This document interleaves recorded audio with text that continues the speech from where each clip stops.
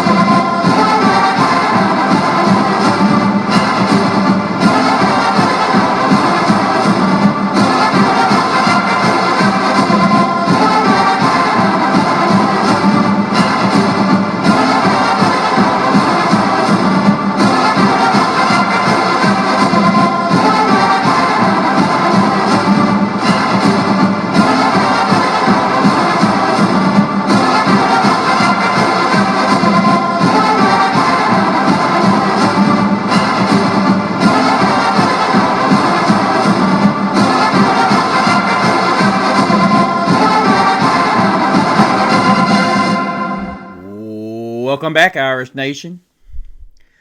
Thank you all for joining us again on another edition of Talk Like a Champion.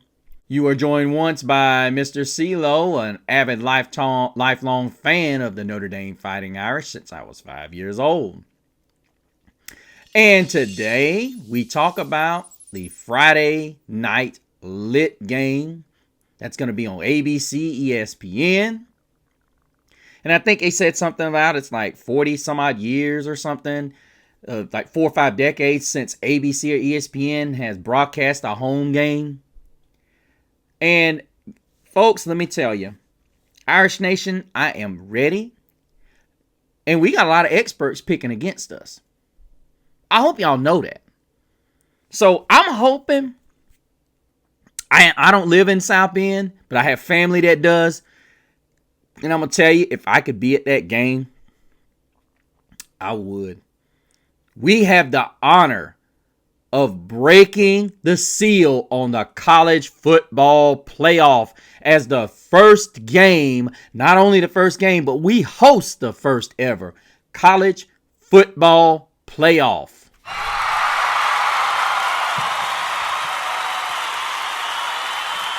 We should feel proud.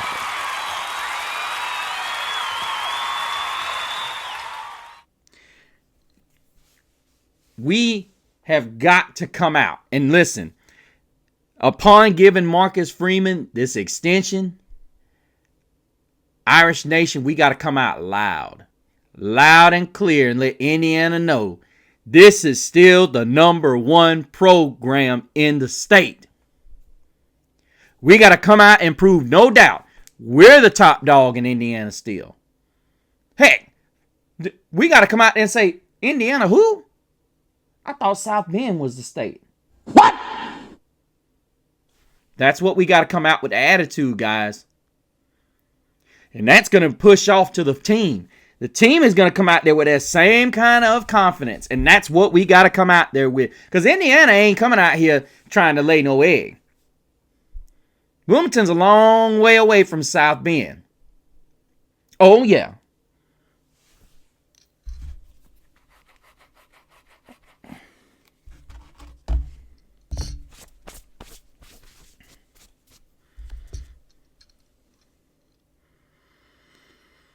Listen, I'm going to tell you, I'm a little bit arrogant and cocky with this whole thing.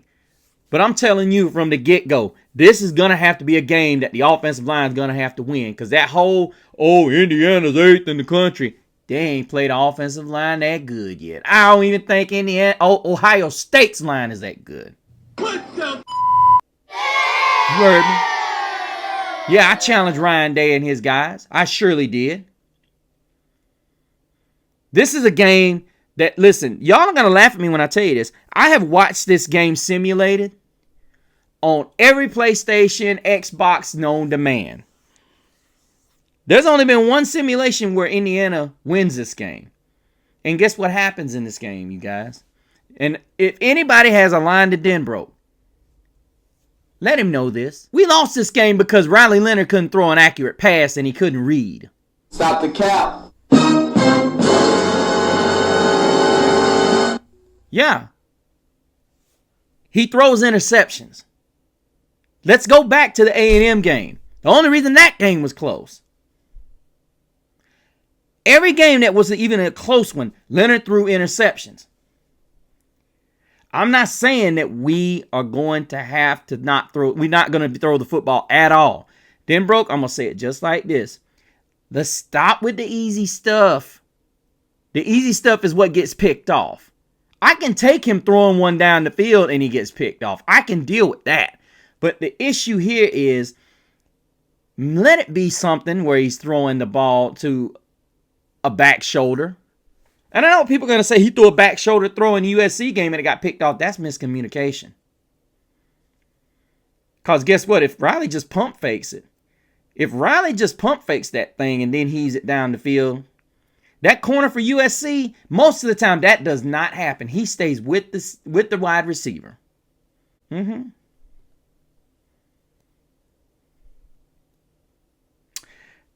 With that being said, ultimately, I'm looking at this game and I'm saying to myself, everybody's going to say Indiana is going to win. I mean, there's a lot of people that are saying the upset of the weekend is going to be Notre Dame. Now, here's the scary part. This game is on Friday night, guys.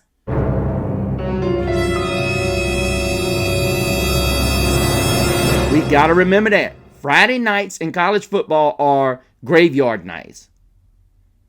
We have seen teams lose national championship opportunities on Friday nights.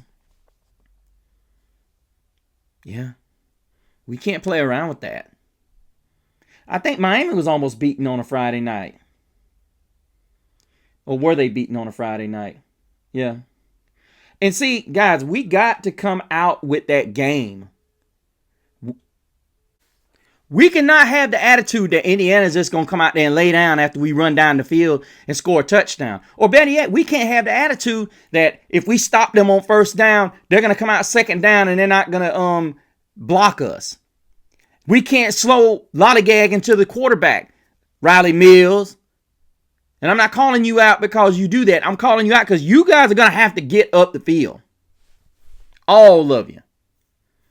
We got to get to Rourke because Rourke does not run the football.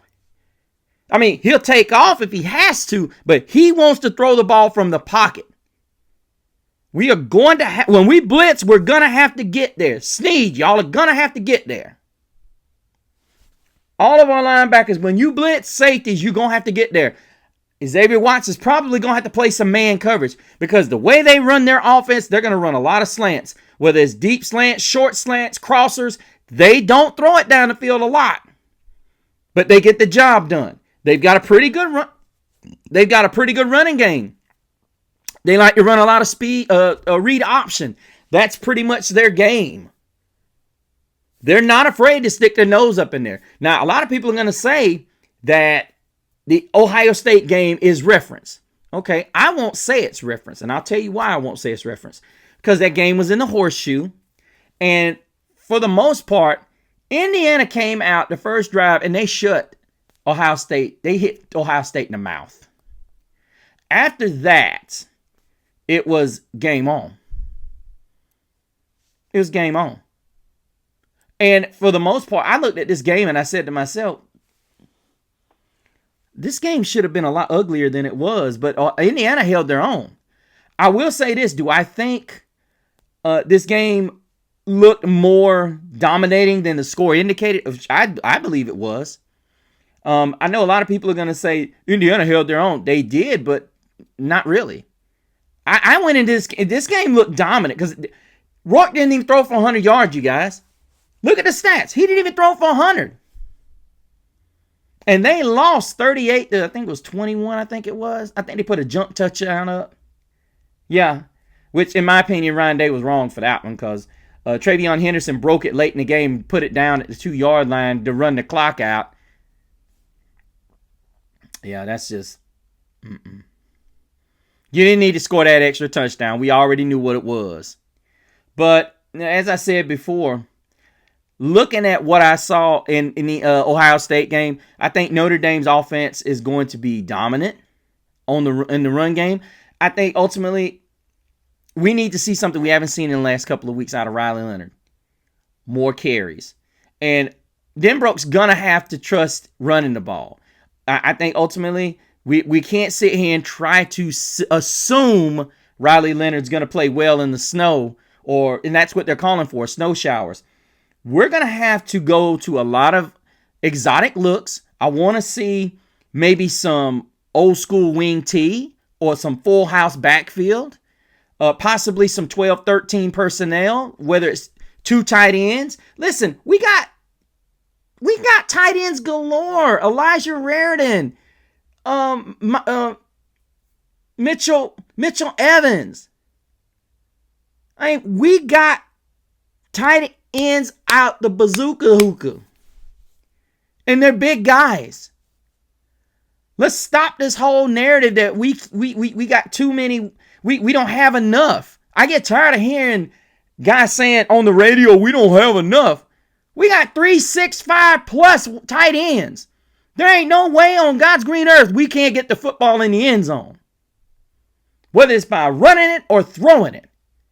And by goodness, if we get a 3rd and 1 and I don't see that jump pass to the tight end, I'm going to lose it. There is no way we shouldn't be on 3rd and 1 because Indiana's going to stack that box. If we come in with our 3 tight end set, or better yet, let's put a guard and put a tight end jersey on him. Yeah, why not? Put a tight end jersey on him. Put him on the end.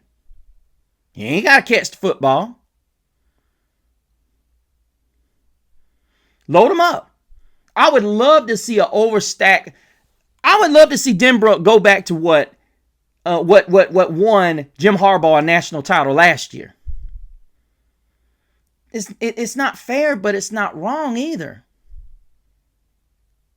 Go to a 4 set, then bring everybody and make sure that defense is lined up. It was just like it was on the old video game. If any of you guys ever played the NCAA, the old 2008, 2009 version, all you had to do was to hit a certain button and it got the guys lined up. That's how you got your defense lined up. You lined up your defense even with the players they're supposed to be manned up on, if they were in man. Why not do the same thing, guys? And up the tempo. This is the perfect game. We need to up the tempo because how do you beat a team how do you handle a team like Georgia, Texas, Tennessee's defense, Oregon's defense? Go fast. That's the very reason they go fast, especially Tennessee and Oregon. They go fast because they want your defense out of sorts. USC did it to us. Why do we have to go opposite of what everybody else does? We don't necessarily have to run the play fast, but heck, look at what Kirby Smart does. I don't like him because he's always looking for a little advantage. Get that last player running off the field. Oh, shoot, he's running off the field. Snap, 5 yards. Why can't we start taking advantage of little mistakes like that? If that's the one thing that's driving me crazy about Marcus Freeman and his style, is he does not create multiple opportunities to draw penalties and get inside their head. Especially when you got a good front like Georgia's and Tennessee's and so on and so forth. Indiana's got a pretty good line. What could it hurt by changing the cadence? Maybe once. You're in your building. All you got to do is change it. That's all you got to do. Change it. You teach your quarterback how to do it in the huddle. 31 green on 2. 31 green on 4. Ready? 31 green. 31 green. 31 green. Changing the cadence ain't going to hurt. If anything else, it's going to keep them guys from jumping off sides. And even if they do, free play. Free play. I love Jeremiah Love. I love Jadarian Price in this game. But I think Riley Leonard's going to have one of his 3 touchdown games. We're going to win this game.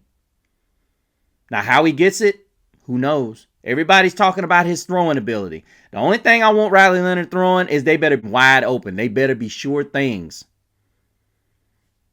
Don't need to be that 3-step drop. I'm just throwing blindly to a spot. You got to look and see what the heck you've got first. And our receivers are not breaking the way they're supposed to. You're supposed to come across that defender's face. And I want to see some shots then, bro. We ain't going to win a ring that way. We got to get teams out of the box. Then you need to come up with your 12, 13 team personnel. The one thing I can honestly say that I'm more concerned with Notre Dame is the run game. If Indiana's able to establish some kind of a run game, that's going to be a problem. Ultimately, I do believe that Notre Dame's guys are going to be able to do some things with Indiana's set receivers on the outside. However, they're not going to try to go up the field. They're going to primarily try to eat you up on slants and crossers. They're going to try to get a couple of rub routes going. So they're going to have to do a good job passing off. Like as I said before, these linebackers and guys like Mills are going to have to get to the quarterback. Bryant Young's going to have a big game as a youngster. We're going to have to get the matchup with these receivers and get in the backfield. One compliment I heard about the Irish's defense is there was this one guy, he says, these secondary guys will tell you in a heartbeat, hey, we're going to match up.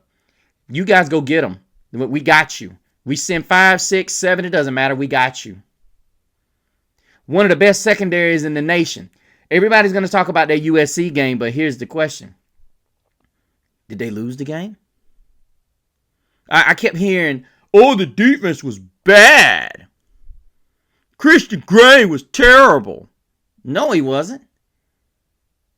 He might have lost a few battles, but he won the war. Let me help you guys out with something. You're not going to always stop them. Just like not everybody's going to stop us. Remember that these are pretty darn good players out there that they were playing with.